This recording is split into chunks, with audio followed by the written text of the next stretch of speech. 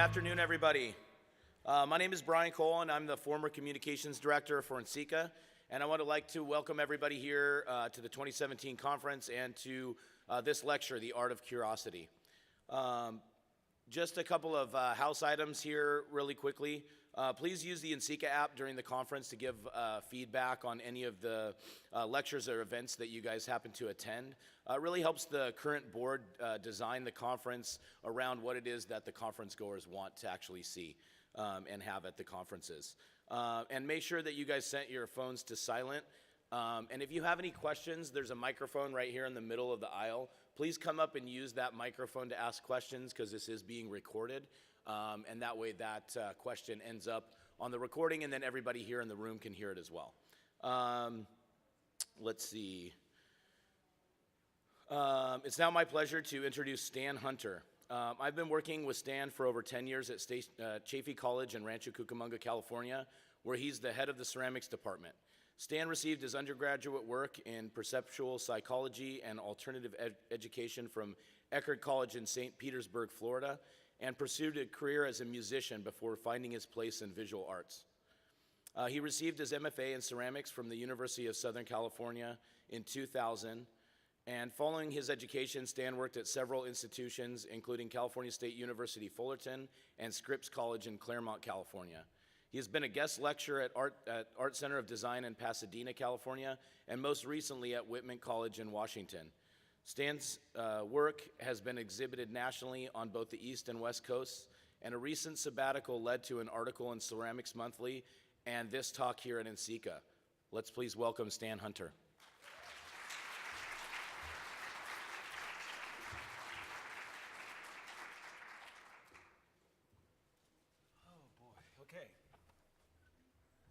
Thank you, Brian. Brian is an awesome colleague. I have actually a lot of awesome colleagues here and friends, so thank you for being here. This topic, first of all, I want to say that I want to move to Portland. So if anybody has any leads, let me know. Second of all, this topic is something that's meant a lot to me since actually the 4th grade. And I'm hoping that during this talk that you'll see why that is. So I'm hoping that I do the topic justice. It's the content is actually pretty out there, I think. So curiosity, it's the thing that gets you out of bed in the morning. It's the thing that fuels all of your art practices. Without curiosity, there's no art practice. It is a primal, seductive drive that sucks you in. It's kind of like a book that you can't put down, you know? And, you know, you're all very familiar with it. You know, like, I don't know. I want to know. I want to know more. I want to get in the studio, and I want to explore things and experiment, yeah? So you're all very familiar with it. Now, the problem is, with curiosity, is that sometimes it feels like it can come and go. And I think more to the point what happens is that we kind of ignore it maybe, that we just follow our noses and we do what we've always done before. And so it kind of falls apart. If you follow curiosity, you don't know where you're going to end up. And that's really cool, because where you end up with curiosity is a discovery, okay? It's not a shtick. So anyway, there are many ways of triggering curiosity. That's the good news. And you might all have like a couple tricks up your sleeve.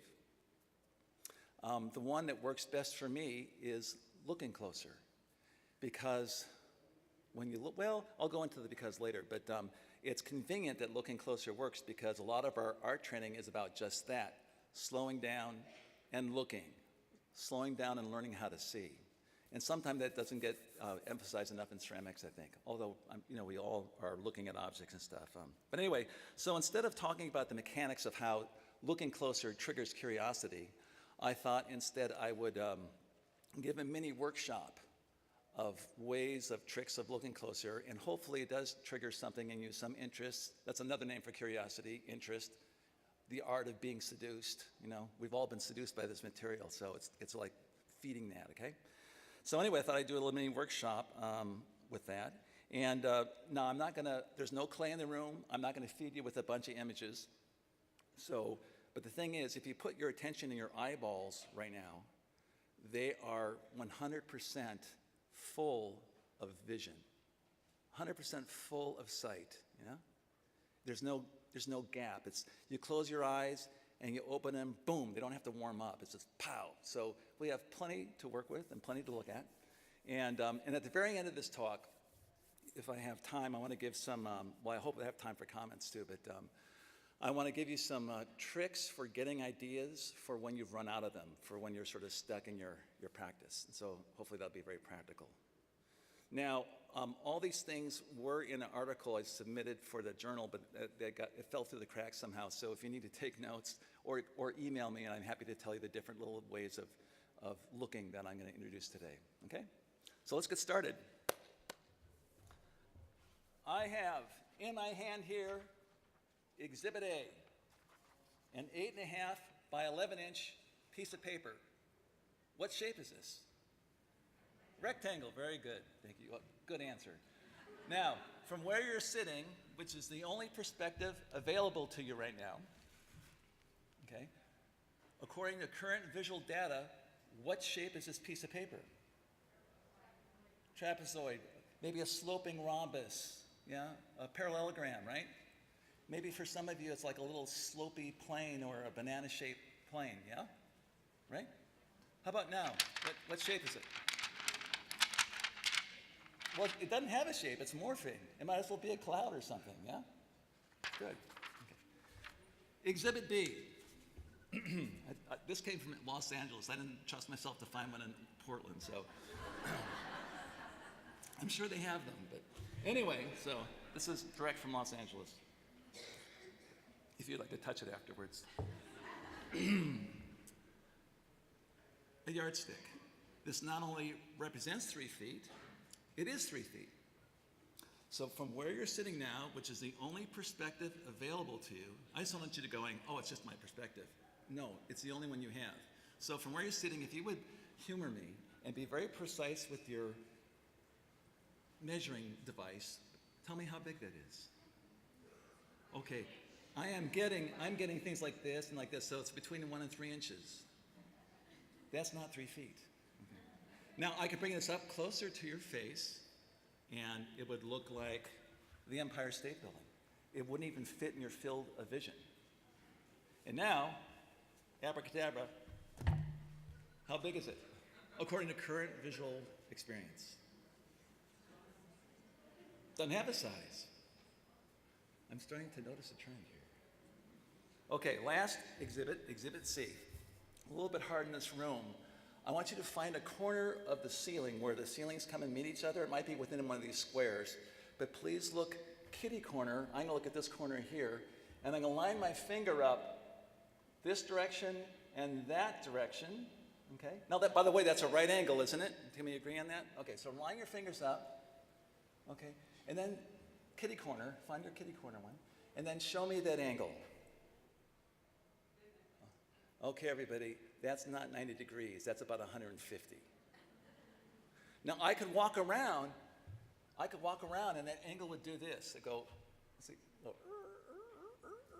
you know, it would go through 90 degrees, but it's no more 90 degrees than it is 25 degrees or 150 degrees, right, experientially? I walk around this building, it has a sort of constant, oh, it's the convention center. I walk around it, but it's doing this, it's kind of morphing. The hallways are going like this, and I pass something and other things open up, right? I'm driving on the freeway. Here comes the overpass, it's coming at me, getting bigger. Here's the under part of the overpass, right? So it appears that we have 2 ways of apprehending. That's the point of all this. We have an objective, very functional way of operating. And in this functional realm,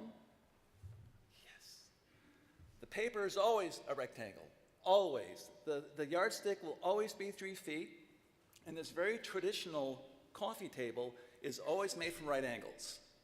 It's awesome, it's functional. I can tell my carpenter, dude, make that door frame 7 feet tall, I want to clunk my head. I want right angles so the door fits flush and doesn't let the weather in, correct? And it works. In this realm of objective, functional, and I'm going to call it a fantasy, and you'll see why in a second, things stay put. things have constancy. Objects have constancy. Things have identities. They're discrete objects. Yeah? Things are nouns. And this is the realm we'll mostly live in. This is the realm that we're trained in. This is education right here. This is language acquisition. This is all that. On the other side of the coin, which you've all proven to me is fully functioning, we have subjective actual experience. Now, it's what you actually experience, which is what makes that a fantasy, at least in my philosophical system, okay? And on this side, there are no constants. Things do not stay put. Things morph, like that little piece of paper. Depending on where you are, things just do this. Things try to get identities, but they never get quite set up, which is also a kind of a personal problem too, I think. I mean, you try to have an identity, and it's just like, how do I hold this shit together, Anyway, everything about you, and this is, by the way, this is the realm of verbs. Everything is a verb. Everything about you is a verb. You're breathing, you're digesting, your skin is like doing this air exchange thing, right? You're metabolizing. You're thinking, even if your thinking is consistent or like repetitive and obsessive or whatever, it's still streaming. It's on a stream of thought, The only thing that is constant about you is your name. And you could change that too if you wanted. But anyway, now I have a very dramatic slide here. So again, we only concentrate on this side, and this other side gets totally ignored. However, that side, at the far side there, the actual experience, that's where all the juice is. That's where curiosity gets jogged, and that's where curiosity lies. And by the way, that is where all of you, bar none, lived your childhood up to about 3rd grade to 5th grade. Jean Piaget, developmental psychologist, states that somewhere between the ages of 7 and 10, we start substituting actual experience with mental activity, which to me is a good definition, working definition of insanity, of substituting fantasy for this, right? In the Waldorf school system, they have what they call the 9-year change, and they kind of get kids ready for it, but still, even though they do it very gently, kids start, they get depressed, they start getting individuated, they become discrete objects, and it happens to all of us. It's partly the brain, the way it matures too, but we won't go into that. Anyway, there's a very good experiment I'm going to give you right now. This is from Douglas Harding's work, a little bit more about Douglas later, that will put into stark relief about how we set ourselves up as discrete objects. Douglas gave some workshops in LA back in the 80s and 90s I went to. Your measuring device has now become a pointing device. Okay, so everyone have their pointing device ready? Please point at something in front of you, the chair, whatever's in front of you, and I'd like you to notice how that thing, whatever you're pointing at, has shape, color, and form. Yeah? Point to your foot. It has shape, color, and form. You can see it, right? How about your knee? Shape, color, form, right? Your belly, we're starting to run out of places, but your belly, shape, color, and form. Your chest, well, there's still some shape, color, and form there, right? Now, please point to what you're looking out of. Instead of a head with 2 little holes to see out of, there's no shape or color or form. What's there in place of a head is a huge picture window that's full of everything but you. Do you get that a little bit? It's a shift. We're full of everything but ourselves. It's like we're built inside out. So here I am getting ready for NCECA in the morning. Looking pretty good, Okay, there I am in the mirror. Okay. I go like this. My head's gone. What's in place of it? Everything else. How I look is totally your problem. So, I'm relieved of that one. So anyway, Douglas Harding likes to say there's 2 kinds of people on this planet: those with heads, and then subjective first-person experience, no head. He said we trade our head for the world. And people that do this sort of direct seeing, it's like their head becomes the sky. So anyway, it's worth looking into. Douglas is now deceased, but there's a website, headless.org, and it's a big website. Just go to the experiments. There's 8 experiments, and they each are about a minute and a half long. They even give you a video. I mean, give you a real, you don't have to read anything. And the experiments blow everything wide open. Just like this thing, we're built totally different than the way we think we are. Rather than having this head that people are looking at and stuff like that, it's, you know. I mean, we all intuit that we're invisible. Have you ever caught yourself at the airport sort of, you know, gaping at people, right? Anyway, so let's move on. Another way of jogging curiosity is to move slower. Now, don't do this in front of other people. Oh, it's like, okay, no. Okay.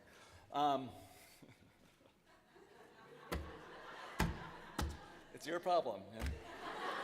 Okay, very good.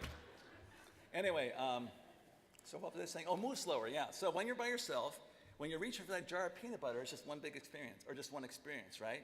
If you go slow, all of a sudden between here and that peanut butter jar are a ton of other experiences. It breaks up a superficial continuity that speed creates. You know, there's a reason why the Buddhist meditators, they walk really slow, and it's not to get so bored that you explode, right? It's because your experience opens up. So it's actually worth something you can do on your own. All these things, by the way, are kind of like fun parlor tricks in here. Take them, do them on your own. You'll find your own tricks for jogging stuff. So another trick, and all of them could fall under this category. Pretend that you are not familiar with things that you're familiar with. So like your commute to work or your room at home, significant others. But actually, even right here in this chair, the way you're holding your arms, pretend you're not familiar. And all of a sudden, it's like, wow, it's kind of cool the way my arm can just rest itself. We're like these starfish that can lock things and kind of support each other, right? The way you're feeling is very familiar to you. You can pretend it's not. And what happens right away is you realize that you're not. Familiarity turns out to be a fantasy, yeah? And what do I want to say about that? Familiarity turns out to be a process of taking things for granted. Yeah? So even the way you're thinking and listening, there's a filter going on. I agree, I don't agree, but it's fine, no problem. Just pretend you're not familiar, and all of a sudden, boom, and not curiosity jogs right away. Okay. Let's see. Let's talk about foreground and background. Here I have a Dutch painting, and in painting, foreground and background is very important. Here we have the foreground, it's lit up, there's perspective going back, it's getting darker in the background, etc. Now, when we get to, by the way, also I love the Dutch painters, not because of all their attention to detail, but this is back in the time, this is a little side thing, back in the time, they didn't have artificial light. So all the light sources were from sun, indirect light, dawn, dusk, firelight, moonlight, right? So all of a sudden, instead of art history being about objects, which I think is kind of boring, it actually becomes about how people perceived. And I think that's really cool. So anyway, now with sculpture, here's a Ken Price sculpture, right? T8 for Ken at USC. He's now deceased, unfortunately. But anyway, sculpture is all about foreground. It is on a pedestal. It's in a gallery supposedly devoid of history. It's just about itself, not about anything else. Now, with the rise of site-specific work back in the 60s and 70s, which really turned me on, all of a sudden, object makers, clay people, everybody, they were making things that related to the environment. And the environment or the background exposed things about the object, and the object exposed things about the background, which I think is really very interesting. Okay? And that's a real background. It's not an illusory one like in painting, yeah? So I got into that for many years. This is a prepared floor crack I did back in 1999. I did 10 years of floor cracks. I'm not going to talk about the whole process of that, but it's pretty cool. And the main thing the reason why I show you this was that the floor is normally, we don't look at the floor. This is for us to walk on, and it's for us to have conventions in, etc. It's background. But in this thing, background has become foreground, which I think is kind of cool. This is another work of mine, a series of work I've been doing for the last 10 to 12 years on migration grids. This was inspired by science that discovered that monarch butterflies migrate following invisible grids of UV light in the sky. So what I'm doing is taking something that's so subtle of a background, and it's up there, we can't see it, and I'm making it foreground. And also, the cables that it's on, it has to belong in a corner of a room, so it's site-specific to a corner of a room to span like that. And also, I like how the cables and the grids relate to the cables and the cross grids of the railings and the windows, so it kind of fits in there. And finally, lastly, this relates to where it is shown. This is at the atrium of the School of Evolutionary Biology at UC Irvine, where the research was done. So, we have foreground and background in our lives, and this is where it applies to us. Now, it's really functional again. This is that functional realm. We can ignore the background. We can take it for granted. That way we can concentrate on all the juicy stuff. Cute girl, cute guy, where am I going to party tonight? You know, where am I in the herd? How much money am I making? What do they think of me? What are my problems? You know, all the usual suspects of foreground. And then we can ignore this. But the thing is, this is that when we treat this disposable, but our planet really can't handle this disposable orientation anymore. So let's get really bored here for the next couple minutes and pay attention to the boring, unimportant background. You're breathing right now. Oh, that feels good, actually. Breathing feels really good. Not breathing sucks. Yeah. There's the quality of light in this room. It's not just the light itself, but the quality of it. It feels like something. Light can jog feelings and moods and memories and stuff, just like smells can, yeah? So this is full, right? There's the space 10 inches in front of your nose. Very local space. It's right there, yeah? There's space 4 feet behind your back. Wow, I'm already at 22 minutes. Wow, okay. 4 feet behind your back. Now, you can't see that, but you can put your attention there. And I know sometimes I'll have to go like this to make sure there's not an axe murderer back there. No, I'm okay. Then when I did this, you guys aren't there, so we only get half a world at a time. I think that's really weird, you know? You go to sleep at night, this whole thing disappears. You wake up in the morning, your dream life, totally gone.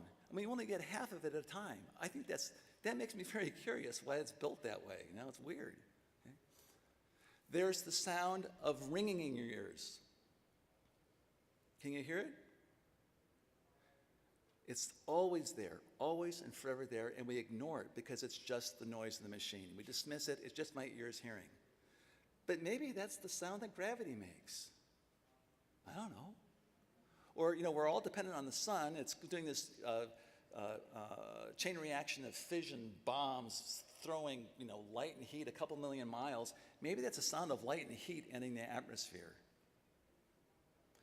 Or maybe it's a sound of radio waves and TV signals, microwaves, and all whatever crap is going through the air. Maybe that's what we're picking up on, you know. Maybe those Dutch painters didn't have ringing in their ears.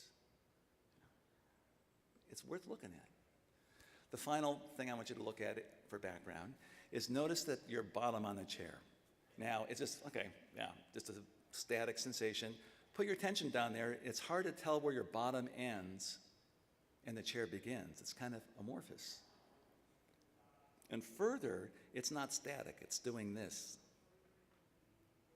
And all of our senses are carbonated and fizzy. When you're in early morning or late at night, you'll see this stuff, like little billions of dots and you're seeing, or sensations. That's all doing that stuff. And it's very rich. Now, there's two things I hope you noticed by looking at the background. A, the background is really cool and really interesting. The second thing is that, 5 minutes, I gotta go faster. The importance of things, well, that's okay, I'll just skip stuff. The other thing is that the importance of things recalibrates by itself.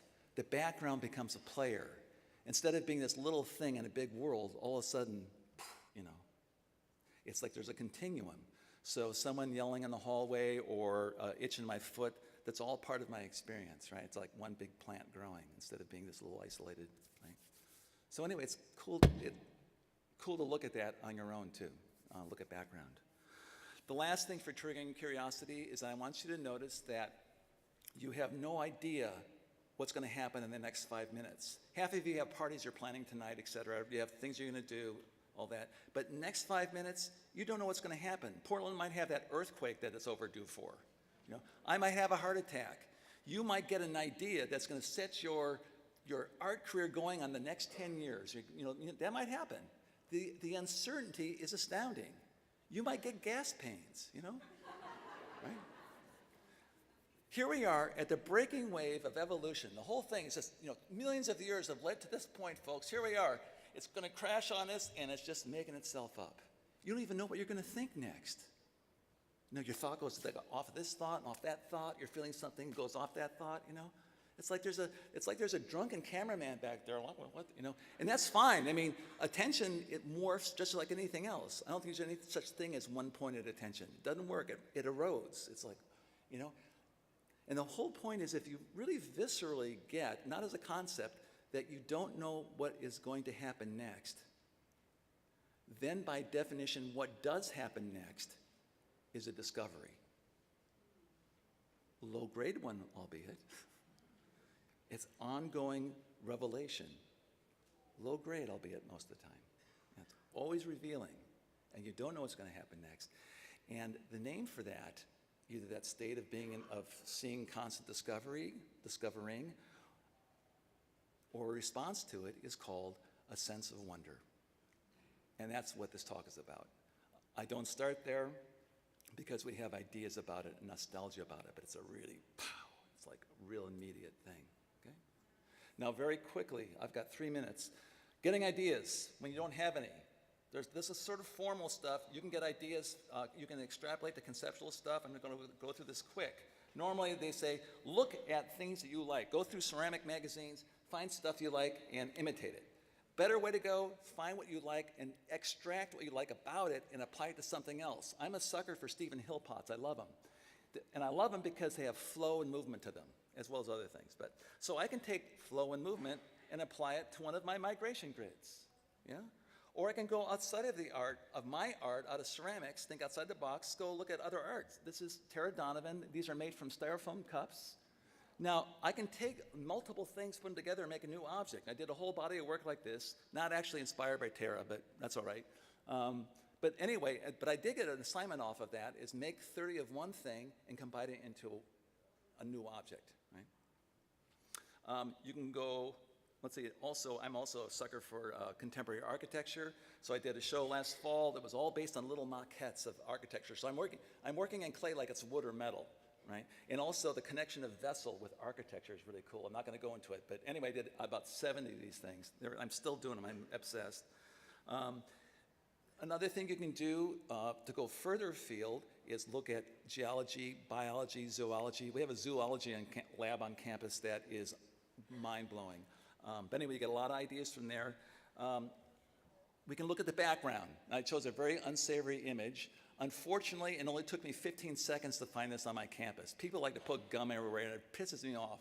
However, now that it's here, let's look at it. Well, there's three kind of cool contrasts here. There's colorful versus not so colorful, lumpy versus smooth, and shiny versus matte. Well, lumpy versus smooth, shiny versus matte, and colorful versus not so colorful.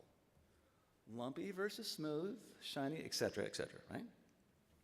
Now, if you're really, really stuck, you're at the end of your of a body of work, you don't know what to do next, or you're throwing pots and you can't seem to change them at all, just like, go out in nature.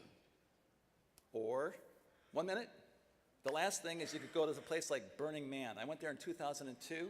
Burning Man cured me of grad school. And what I mean by that is that it cured me of all the rules about art. This is contemporary. No, this is contemporary. It's almost like dogs peeing on territory. It just, not that the work is great. Some of it is crap. But everywhere you look, there's visual delight. There is visual shock and surprise. Everywhere you look, it's unbridled creativity, and it overwhelms your mind. And it puts this thing in the right place. It just overwhelms it. So I highly recommend it. I've got 2 seconds left. Guys, thanks for being here. I appreciate it.